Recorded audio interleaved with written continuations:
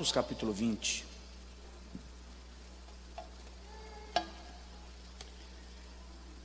Muitas vezes Deus espera que a gente deposite no altar, deixe no altar aquilo que nos inquieta, para que Ele faça o que nos trará paz. Amém? Atos dos Apóstolos, capítulo de número 20. Eu comecei, algumas semanas atrás, uma série de mensagens aqui sobre as Sagradas Escrituras, para o nosso conhecimento mais sistemático da Palavra de Deus, da Bíblia. Semana passada eu falei sobre poder espiritual pela palavra. Hoje eu quero falar um pouco, não vou começar e vou fechar o raciocínio, mas vou reabri-lo dentro do mesmo contexto na próxima terça, e nós vamos falar sobre afugentando lobos. Diga comigo, afugentando lobos. Atos capítulo 20, versículo 28, Paulo diz assim: olhai por vós mesmos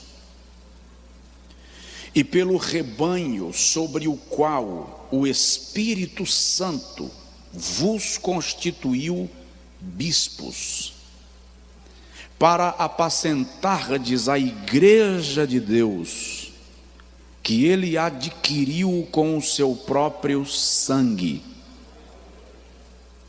Porque eu sei que depois da minha partida entrarão no meio de vós lobos cruéis, que não pouparão o rebanho, e dentre vós mesmos se levantarão homens perversos, para atrair discípulos após si. Portanto, vigiai, e não vos esqueçais que por 3 anos e meio não cessei noite e dia de vos admoestar com lágrimas a cada um de vós. Diga amém. Senta um pouquinho e diga comigo: Senhor, fala comigo e me ensina a identificar os lobos. Amém. Queridos, Atos dos Apóstolos capítulo 20 revela para nós um momento muito específico da vida de Paulo, o apóstolo dos gentios. Paulo está organizando a sua 3ª viagem missionária, e há quem diga que foi a última. Se foi a última, significa que Paulo não retornou mais desta viagem quando foi preso, e da prisão vem para Roma já para receber sentença e execução. Mas antes de viajar, o apóstolo revela uma preocupação pastoral, que se referia ao cuidado com a igreja do Senhor, com o rebanho do Senhor. E ele reúne todos os líderes da igreja em Éfeso e região, porque Éfeso é uma cidade central e que comandava a região. Paulo reúne os obreiros, os pastores, os líderes de todas aquelas igrejas para dar-lhes alguns conselhos, algumas orientações pastorais. E ele diz: olhai por vós, vigiem por si mesmos, vigiem o seu próprio coração, e também pela igreja. Olhai por vós e pela igreja. Aqueles que pastoreiam têm a nobre missão de cuidar do rebanho do Senhor e a difícil missão de responder pelo rebanho do qual cuidam. Ou seja, pastor tem a nobre missão de cuidar do rebanho, mas tem a difícil missão de responder pelo rebanho do qual cuidou. E ele diz: o Espírito Santo mesmo vos constituiu bispos, episcopos. Deixa eu dar um destaque aqui que é muito importante, até porque tem muita gente que está nos ouvindo agora. Deixa eu explicar para você que o termo episcopos, presbiteroi, que são similares e que indica bispo, presbítero, ancião, é o único título ministerial que o Novo Testamento reconhece, tá? Efésios capítulo 4, versículo 11, Paulo diz assim: e ele mesmo deu uns para apóstolos, e outros para profetas, e outros para evangelistas, e outros para pastores e mestres. Apóstolo, profeta, evangelista, pastor e mestre não é título, é ministério, é serviço, é função. Por ignorância, vaidade, qualquer outra coisa similar, a gente pensa que a escadinha do crescimento ministerial está nesta titularidade. E por conta disso, alguns reivindicam sobre si o título de apóstolo. E como não sabem diferenciar, desculpa, eu não estou beliscando ninguém, e acabo beliscando sem querer, mas é necessário. E confundem o título de apóstolo e de bispo. Esses títulos não se confundem, biblicamente não. Bispo, presbítero ou ancião é um título hierárquico da organização e estrutura da igreja. Já apóstolo, profeta, evangelista, pastor ou mestre não é título, é unção concedida pelo Espírito Santo para o exercício de ministérios específicos.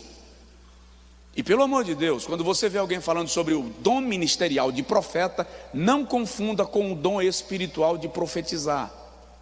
Agora o senhor fez um nó no meu juízo, pastor. O senhor criou um entroncamento aqui que eu não sei para onde vai mais nada. Deixa eu te explicar. Presbítero ou bispo ou ancião, mesmo termo grego, é um título hierárquico que aponta para a estrutura organizacional da igreja. Bispo é um pastor de pastores. Presbítero é aquele que pastoreia a igreja.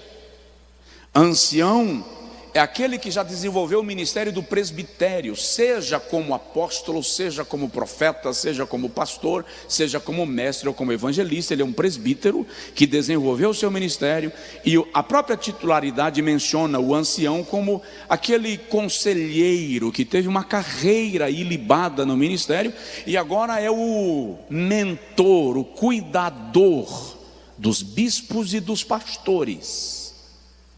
Alguém me entendeu? Diga amém. Já, repito, lá na frente, apóstolos, pastores, profetas, evangelistas, se trata de ministério, função ministerial. Outro dia a gente fala disso melhor. O que eu quero que você entenda é que Paulo reúne os bispos, os pastores das igrejas, episcopóis, para dizer para eles: olhai por vós mesmos e pelo rebanho. Na verdade é assim: olhai por vós mesmos e pelo rebanho, sobre o qual o Espírito Santo vos constituiu bispos, para apacentardes as ovelhas que ele adquiriu com o seu próprio sangue. Qual é a preocupação de Paulo? Ele diz: eu sei que depois da minha partida, depois que eu viajar, entrarão no meio de vós lobos cruéis, que não pouparão o rebanho. E do meio de vocês mesmos se levantarão homens perversos, querendo atrair discípulos para si. Gente que não faz discípulo para Deus, não faz discípulo para Cristo, faz discípulo para si. Aí Paulo diz: vigiai, e não vos esqueçais que por 3 anos e meio, de dia e de noite, eu admoestei com lágrimas a cada um de vós. Quem são os lobos cruéis de quem o apóstolo está falando? Quem são os homens perversos que ele faz menção aqui? É culto de doutrina, e nós estamos estudando sobre as Sagradas Escrituras, e eu preciso lhe apresentar os lobos cruéis, os homens perversos, e daí em diante você estará esclarecido, orientado pelo Espírito Santo e pela sua palavra, para decidir ser guiado por aqueles que te ensinam a palavra. Lá em João capítulo de número 10, Jesus fala sobre o pastor e o ladrão. Ele diz que o pastor chama as ovelhas ouvem a sua voz e conhecem a voz do seu pastor, mas o ladrão não entra pela porta. Em Mateus capítulo de número 10, versículo de número 16, Jesus chama os perseguidores daqueles que pregam o evangelho de lobos. Ele diz: eu vos envio no meio de lobos. Ele está falando das perseguições pelas quais aqueles que anunciam a Cristo passariam, e os perseguidores Jesus chama de lobos. Por cerca de 14 vezes, Jesus chama de lobos os falsos mestres, aqueles que distorcem a verdade do evangelho para atender o seu interesse. A estes Jesus chama de lobos. E por algumas vezes na Bíblia Jesus nos orienta que nós devemos ficar vigilantes acerca destes falsos ensinadores. Mateus capítulo de número 7, versículo de número 15, por exemplo, Mateus 7, versículo 15, Jesus diz assim: guardai-vos dos falsos profetas, que vêm a vós disfarçados em ovelhas, mas interiormente são lobos devoradores. Jesus está falando daqueles que trazem mensagens falsas, distorcidas do evangelho. Ainda em Mateus capítulo de número 16, versículo de número 6, o Senhor Jesus, alertando os seus ouvintes, diz: olhai e acautelai-vos do fermento dos fariseus e dos saduceus. Aí no versículo 16 ele diz, versículo 11, Jesus diz, ainda dentro do mesmo contexto, ele orienta e diz: como não compreendeis que não vos falei, Mateus 16, versículo 11, a respeito dos pães, mas guardai-vos do fermento dos fariseus e dos saduceus. Que fermento é esse? O falso ensino. Os fariseus e os saduceus vinham, confundiam aqueles que ouviam o evangelho, distorcendo a mensagem que fora ensinada. É incrível que a igreja, e a igreja não me refiro à igreja aqui geográfica, a igreja como um todo está cheia de pessoas que estão sempre jogando um pouquinho de fermento no pão, para confundir, para distorcer, para desviar. Por mais duro, por mais seco que às vezes pareça ser a verdade do evangelho, é a verdade do evangelho. Vem para nos confrontar e para nos orientar. Por quê? Porque nós somos cidadãs que pretendem morar no céu.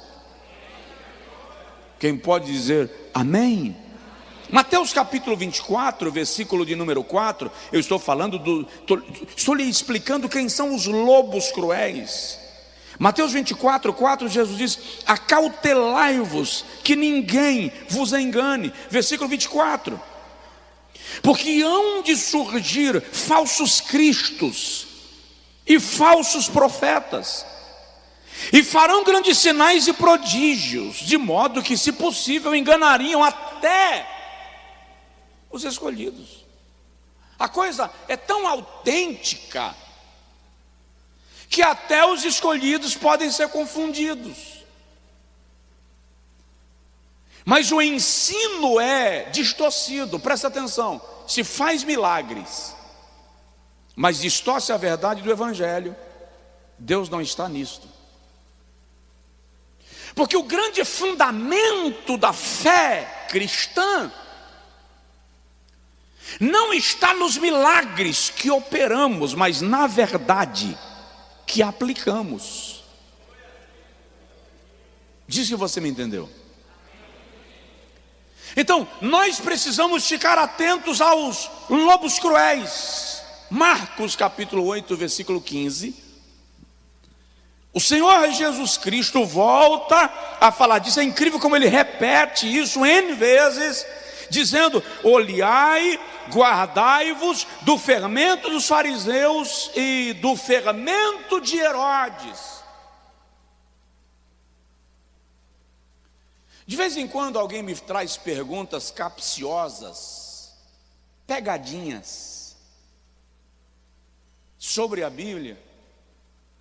E outro dia um camarada estava me fazendo a pergunta, e enquanto ele construía a pergunta e argumentava para fundamentar, eu disse para ele assim: eu sei exatamente onde você quer chegar, vou lhe deixar terminar por educação.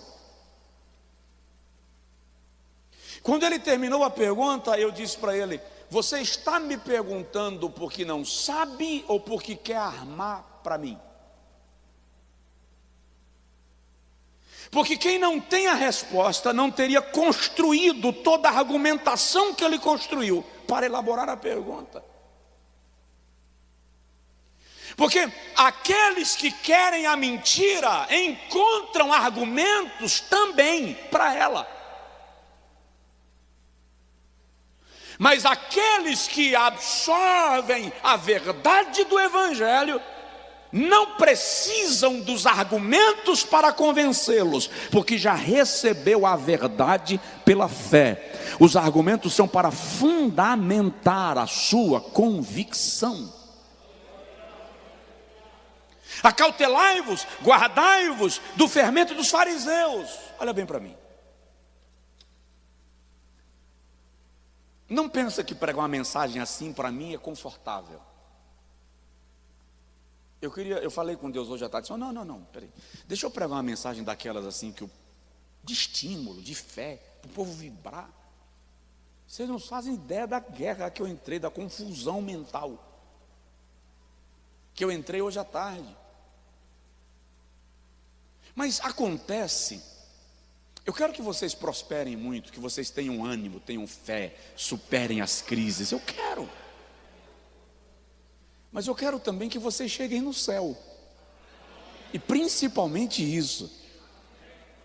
E quando eu descobri que antes de vocês comparecerem diante de Deus, comparecerei eu. Porque Jeová vai me chamar e dizer assim: Josué, vamos lá conversar sobre o que você ensinou para o rebanho que eu te confiei. Vamos trocar umas ideias para ver o que você passou para eles. Então, esse não é o tipo de mensagem que é confortável pregar, mas é o tipo de mensagem que é necessário. Eu e você precisamos estar atentos ao que Jesus chama de fermento, veneno dos fariseus. Marcos capítulo 12, versículo de número 38, Jesus diz assim: guardai-vos dos escribas,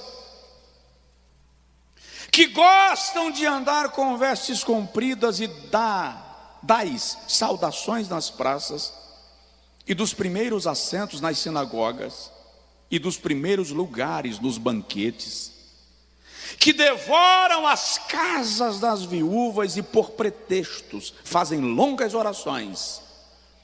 esses hão de receber maior condenação. Jesus está falando aqui, deixa eu traduzir em miúdos, como dizia minha avó, traduzir em miúdos.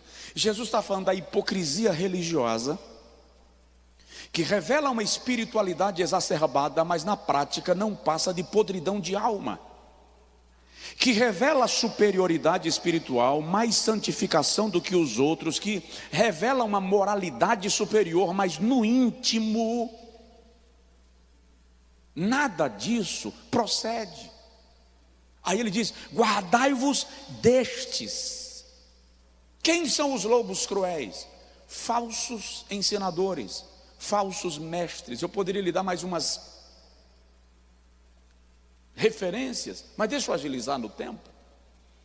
Portanto, aqueles que ensinam o evangelho de forma distorcida para atender o seu bel prazer, são chamados por Paulo de lobos devoradores. Diga comigo: Senhor, afugenta desta casa os lobos. E preste atenção, estamos falando daqueles que ensinam, seja no púlpito, seja na escola bíblica, seja nos corredores, seja nos bastidores, distorcendo o evangelho para causar confusão na mente daqueles que desejam aprender a palavra do Senhor de maneira pura, de maneira plena e de maneira absoluta, segundo aquilo que está escrito. Só que Paulo fala de dois grupos de invasores na igreja. Primeiro ele fala dos lobos cruéis, depois ele fala dos homens perversos, impostores, que movidos por ambição, vaidade, desejo de poder, utilizam o seu poder de influência para fazer discípulos não para Cristo, mas para si. Gente que se apropria da alma da igreja como se as ovelhas tivessem sido compradas pelo seu sangue, quando na verdade foram compradas pelo sangue de Jesus. Compradas pelo sangue de Jesus. Quando Paulo escreve a Timóteo na primeira carta, capítulo 1, versículo 5, ele diz assim: mas o fim desta admoestação é o amor que procede de um coração puro, de uma boa consciência e de uma fé não fingida, das quais coisas alguns se desviaram e se entregaram a discursos vãos, querendo, eu gosto desse texto, querendo ser doutores da lei, embora não entendam nem o que dizem, nem o que afirmam com consciência. Gente que esbanja conhecimento. Eu me apliquei em conhecer para dizer a você que, mas na verdade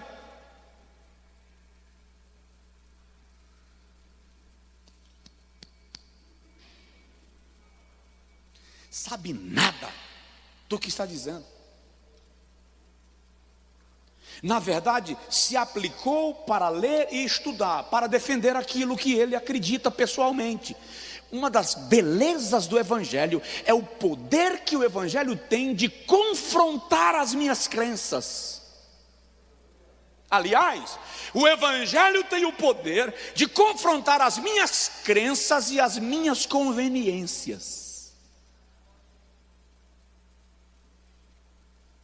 Aí Paulo diz: alguns se desviaram disto e não sabem nem o que dizem, nem o que afirmam, mas afirmam com convicção. Segunda carta a Timóteo, capítulo 4, versículo 1 até o versículo de número 4, Paulo diz assim: conjuro-te diante de Deus, diante de Cristo, que há de julgar os vivos e os mortos pela sua vinda, prega a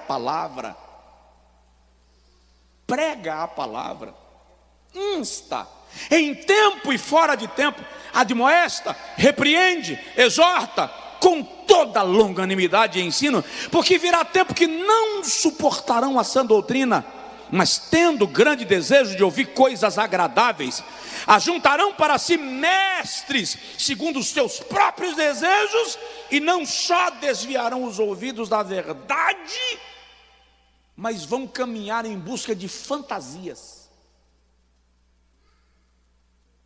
Fala a verdade, parece com o tempo que nós estamos vivendo? Sim ou não? Eu tenho ouvido tanta barbaridade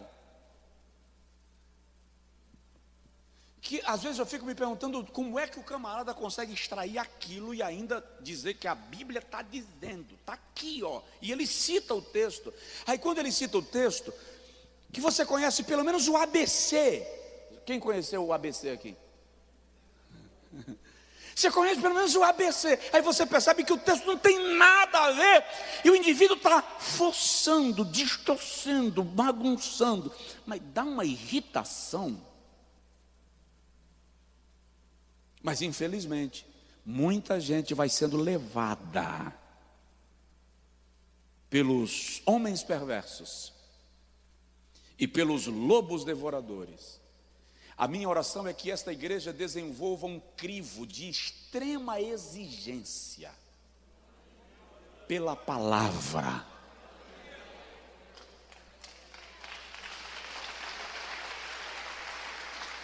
Eu fui para uma escola bíblica de pastores, certa feita, pouco antes da pandemia. E estavam grandes nomes da exposição bíblica. Foi no Nordeste da escola, grandes nomes. E um deles, assim, lá de cima, ele falou tanta sopinha miojo, que quando terminou e eu tive a oportunidade de conversar com ele, eu falei com ele, olha, com todo o respeito que eu lhe tenho, o senhor é um mestre, mas alguns dos meus companheiros lá do Sul pensam que quando vem para o Nordeste, vem conversar para um bando de homens da caverna. Deixa eu só te dizer, isso aí que o senhor falou hoje, isso é para nada. Aqui no nosso Nordestão, a gente não só conhece, quanto valoriza a Bíblia, palavra de Deus. Então, em nome de Jesus, na próxima preleção, pelo menos prega o Salmo 23.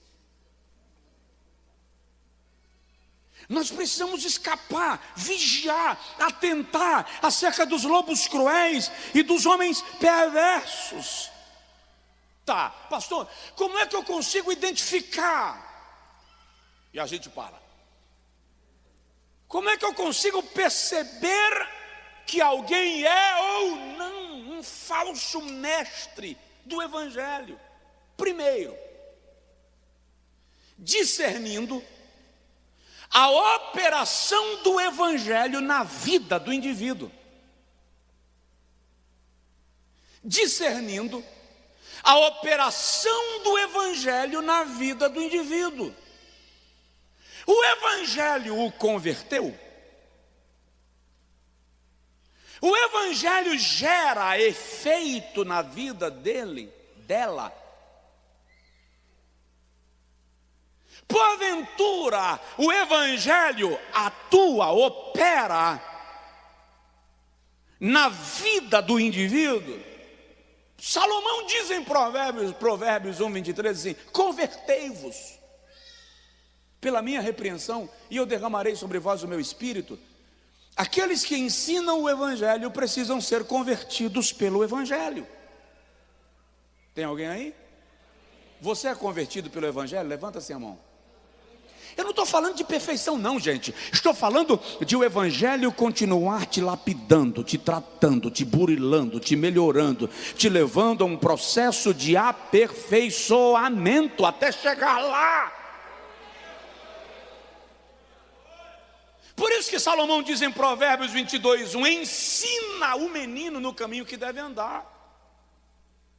Porque o grande segredo está em ensinar, para que a operação de Deus aconteça pelo ensino.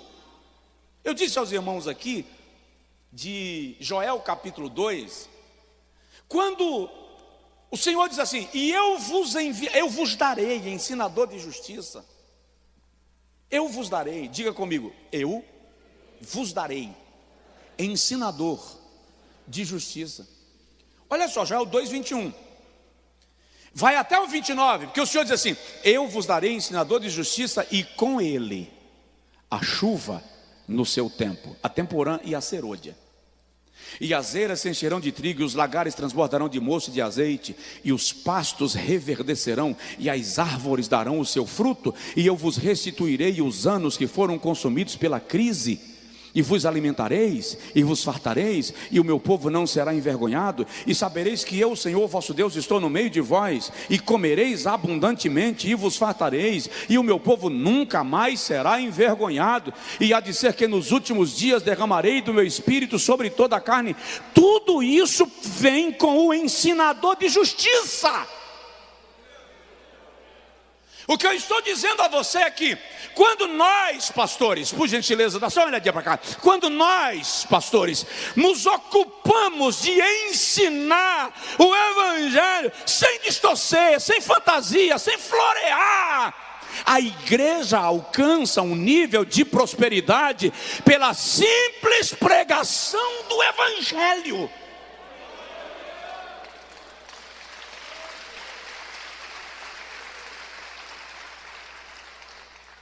Salomão diz em Eclesiastes, falando da operação do Evangelho, que melhor é o bom nome do que unguento.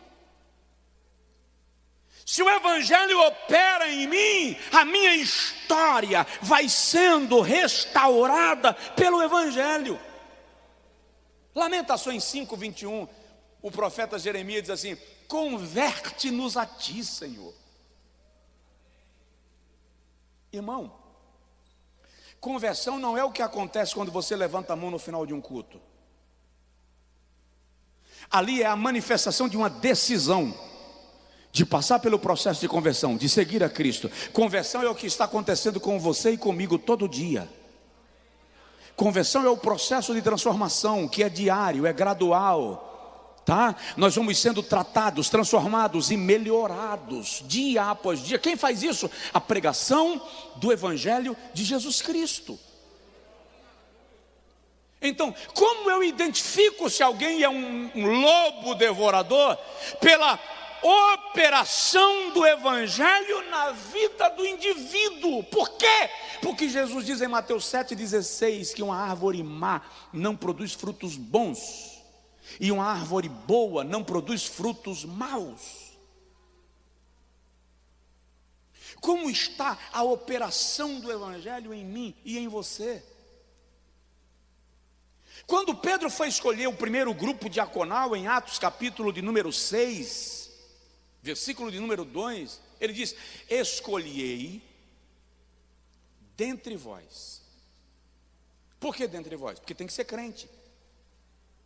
Irmãos, não basta ser crente, precisa ter relacionamento com a igreja. Escolhei dentre vós irmãos, cheios do Espírito Santo, de boa reputação, cheios de sabedoria. Veja que a prioridade é que sejam irmãos, que sejam da igreja, ou seja, o que o Pedro está estabelecendo é que seja gente que convive com a igreja, que experimenta o processo de conversão pela operação do Evangelho. Porque infelizmente tem gente que fica na igreja o tempo inteiro, mas não se converte, não muda. E ainda tem uns que assim: o pau que nasce torto, morre torto. Primeiro, eu não sabia que você é um burana. Segundo, eu preciso lhe lembrar que o carpinteiro de Nazaré mora nessa casa. E ele pode consertar a nossa vida para a glória do seu poderoso nome. Deixa o Evangelho operar. Deixa o Evangelho operar em sua vida, em minha vida, em nossa vida. Você ouve pregação o tempo inteiro. Alimente-se dela e deixa influenciar a sua vida. Eu já me perguntei. Nós estamos em 2021, gente? Tem, portanto, 21 anos que eu prego em Feira de Santana toda terça. Eu tenho 47 anos de vida, não conta para ninguém. Desses 47, 21 anos eu estou pregando toda terça-feira em Feira de Santana. É muita pregação, dá para fazer um livro. E de vez em quando eu me pergunto: Jesus, está fazendo algum efeito? Está gerando alguma coisa? Ou eu estou enxugando gelo? Enroscando porca cuja rosca luiu. Porque se o Evangelho não estiver operando em nós, ele não causa o efeito para o qual nos foi oferecido pelo Espírito Santo. Então diga comigo assim: Senhor, opera em mim o Evangelho. Segundo, e a gente para.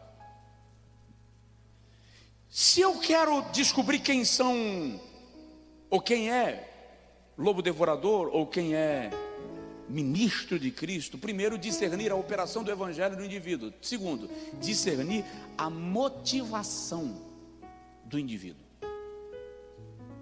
O que te motiva? Por que você prega? Por que você pastoreia? Por que você quer abrir uma igreja? Qual é a motivação? Eu ouso dizer que Deus nos analisa muito mais pela motivação do que pelo resultado. Paulo diz a Timóteo assim: tu conheces a minha intenção. Escrevendo aos Romanos no capítulo 8, ele diz que o Espírito Santo, versículo 23 ao 26, o Espírito Santo discerne a intenção do coração. O escritor da Epístola aos Hebreus, no capítulo 4, versículo 12, diz que a palavra de Deus é viva e eficaz, e é mais penetrante do que uma espada afiada de 2 gumes, e é apta para discernir as intenções do coração. O que motiva o meu ministério? Essa pergunta é para cada um fazer. O que motiva a minha pregação?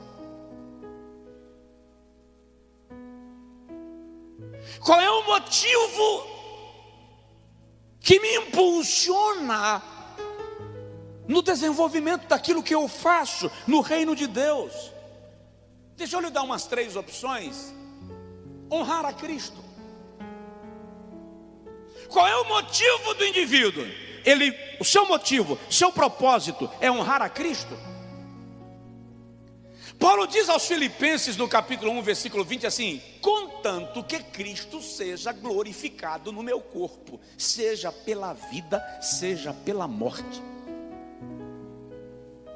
O que Paulo está dizendo aqui, gente, quer saber?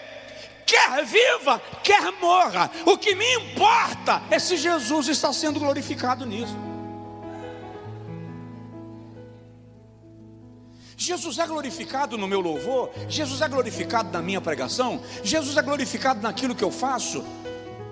Porque nós, infelizmente, somos muito dados a holofotes. Então eu tenho alguma sensação imbecil que Deus está sendo glorificado necessariamente na vida daquele que aparece diante da câmera, e não na vida daquele que não aparece. Ei, a glória de Cristo não está relacionada a visualizações, engajamento, comentários, percepção. Tem muita gente aí que ninguém viu, mas o inferno sabe que o indivíduo está dando um prejuízo espetacular para as trevas. Qual é a motivação? Quando Paulo apresenta Tito à igreja de Corinto, segundo aos Coríntios capítulo 8, versículo 23, e ele chama Tito de apóstolo, mensageiro de Deus, ele diz assim: Tito, mensageiro de Deus às igrejas, glória de Cristo. Paulo está dizendo que Tito, onde passa, faz resplandecer a glória. Cristo é glorificado por causa dele. aquilo que eu faço para Deus, o que me motiva. Nós somos por natureza vaidosos, e esse envaidecimento nosso muitas vezes compromete a glorificação do Senhor. E acredite, se Cristo não está sendo glorificado, não vale a pena o sacrifício. Se Cristo não está sendo glorificado, o suor derramado não serviu para nada. Então essa é uma motivação. Segunda motivação: se você quer identificar aqueles que são discípulos de Cristo, ministros de Cristo, sua motivação é honrar a Cristo. Segundo, santificar a igreja, levar a igreja à santificação. E levar a igreja à santificação muitas vezes é um ato antipático, porque para levar a igreja à santificação é preciso tirar carrapichos. Quem já foi na roça e voltou com a calça cheia de carrapicho? Levanta a mão. Nem todo mundo, tá vendo? Tem gente que é chique. Tá pensando? Quem já tirou o carrapicho da calça? Levanta a mão. Quem conseguiu tirar sem ferir o dedo? Levanta a mão. Não dá para tirar carrapicho sem furar o dedo. Então muitas vezes levar a igreja à santificação é como tirar carrapichos, e isto machuca o dedo. Quando Paulo discorre, descreve, defende o seu ministério diante do rei Agripa, em Atos capítulo 26, lá no versículo 18, ele diz: Cristo me chamou e me disse que eu deveria trabalhar a pregação aos gentios e levar o evangelho àqueles que seriam santificados pela fé.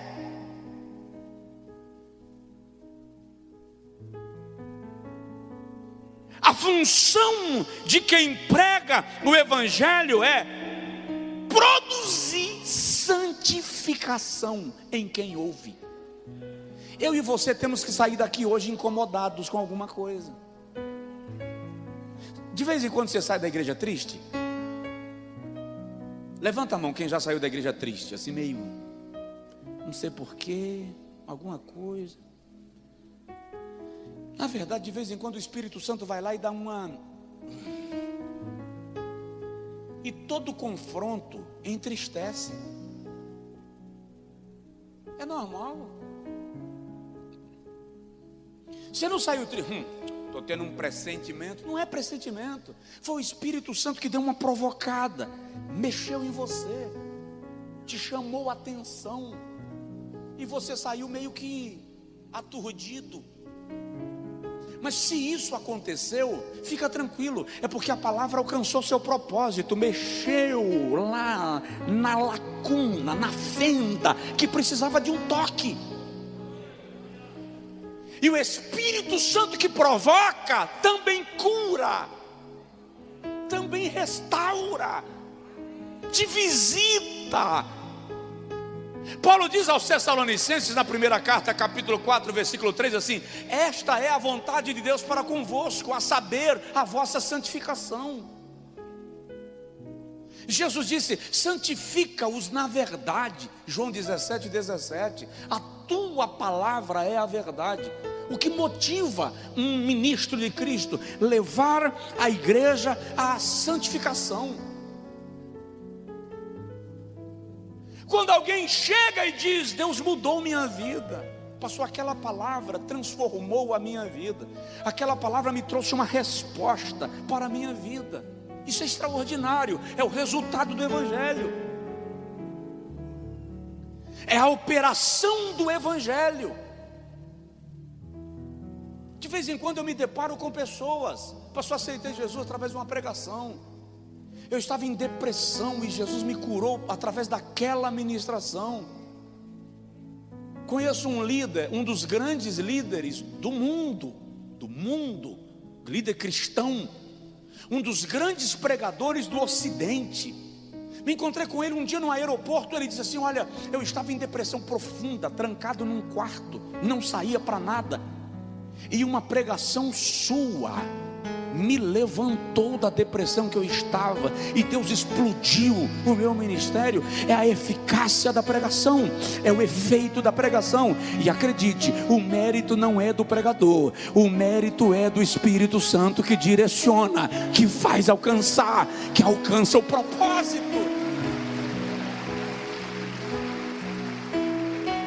Aleluia, glória a Deus.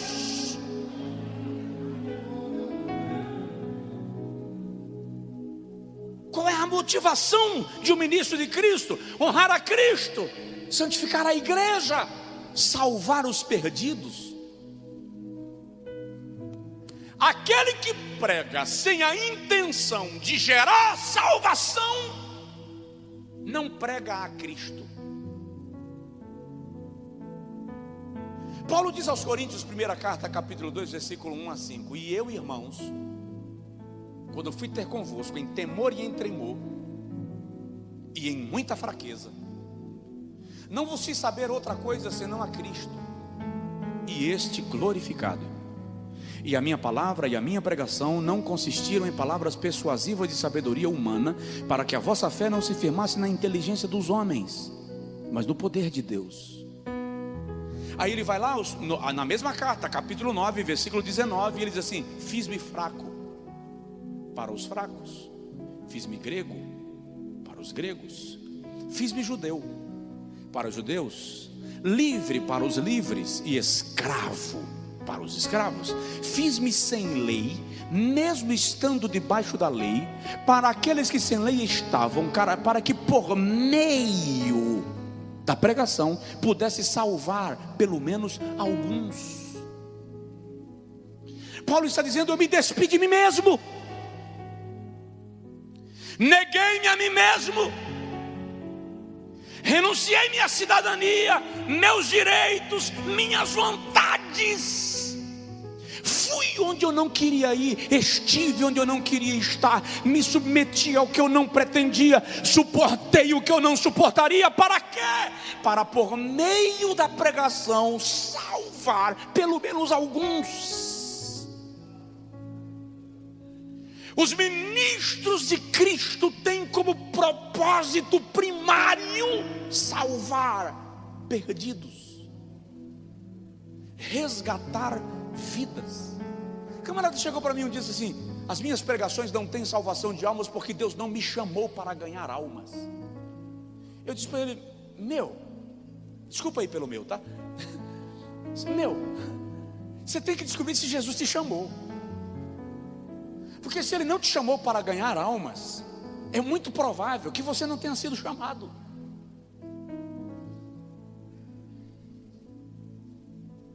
A missão da igreja é salvar pecadores.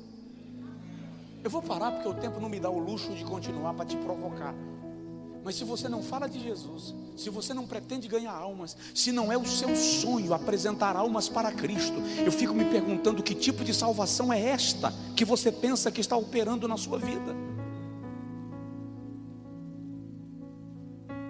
Alguém me entendeu? Diga amém. Está duro demais? Hã? Tá, né? A motivação dos ministros de Cristo é honrar a Cristo, santificar a igreja, salvar os perdidos e defender a verdade do Evangelho. Defender a verdade do Evangelho. Não aceitar que o Evangelho seja distorcido de maneira, desculpa o termo, descarada, como nós temos visto.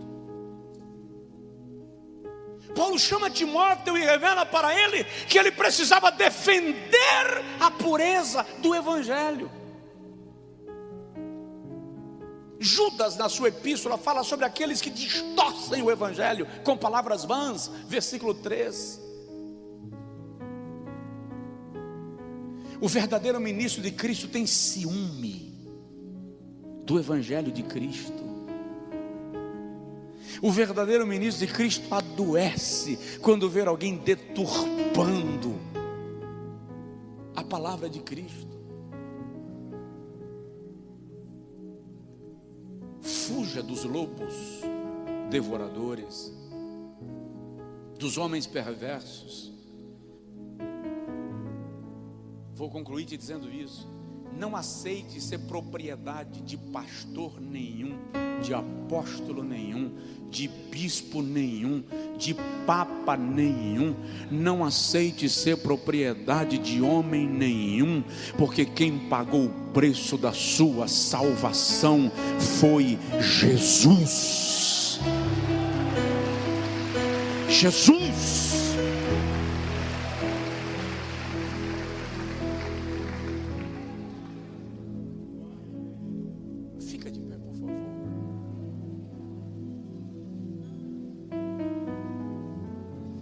Honre seus pastores, valorize seus pastores, respeite seus pastores, zele por eles, abençoe-os, dê presentes, ouça o conselho e siga, mas não se esqueça. Paulo diz assim: ninguém vos faça presa sua. Você é propriedade do Senhor Jesus Cristo. Esta igreja é propriedade do Senhor Jesus Cristo.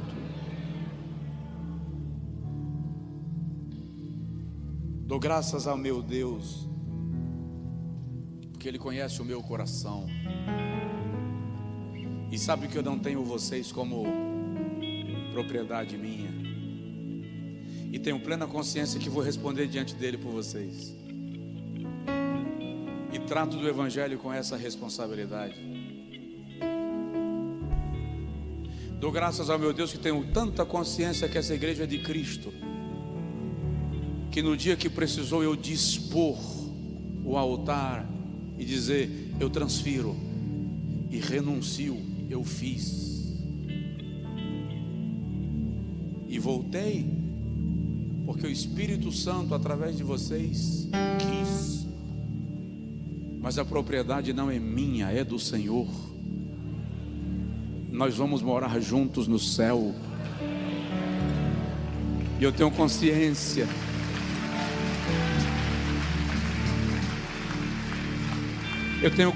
que um dia eu vou responder por vocês. Por essa pregação que eu fiz agora, vou responder diante de Deus.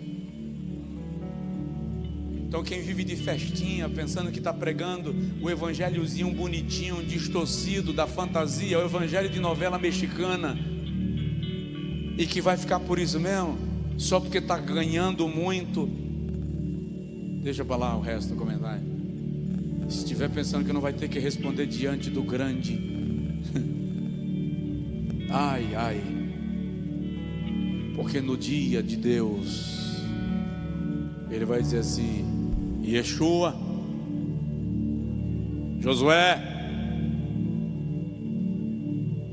pois não, Senhor, me conta como você tratou o meu rebanho. Ai, Cristo. Estende a mão para cá e ora pelo seu pastor, vai. Ora por ele, pode orar. Diz assim: Senhor, tem misericórdia dele, tem compaixão dele. Pai, nós abençoamos os líderes da tua igreja, aqueles que pregam o evangelho, aqueles que sobem nesse altar para ministrar a tua palavra. Nós abençoamos e pedimos: não deixa a nossa mente ser ludibriada pela cachaça da vaidade, não deixa a nossa mente ser ludibriada pela cachaça do poder, que faz a gente pensar que as ovelhas são nossas. Fazemos discípulos, Senhor, mas não para nós, fazemos discípulos para Ti.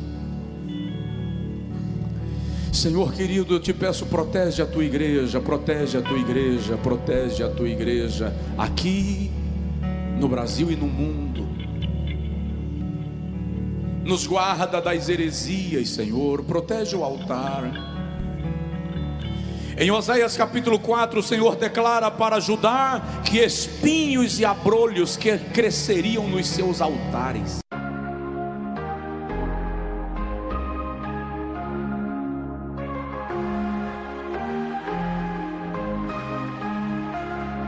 In the silence, I hear your voice, whispers of forever, a heartfelt choice. To love without limits, to give without shame. In your eyes my heart finds its flame. We'll chase the sunset, we'll dance in the rain. Our love will shine brighter with every heartbeat's pain. We'll rise above the noise, our love will be the light. In the darkest of nights, we'll find our way to the light. Lost in the moment, our love will ignite. Não deixa que no altar desta casa, não deixa que no altar desta casa cresçam espinhos e abrolhos. Não deixa. Guarda a alma desta moça, guarda a alma deste rapaz, guarda a alma desta mulher, guarda a alma deste homem, sua mente e seu coração, que eles não sejam contaminados pelas heresias, pelos ensinos distorcidos, e que a tua palavra seja a nossa fome. Ministra na vida do teu povo, Senhor, em nome de Jesus.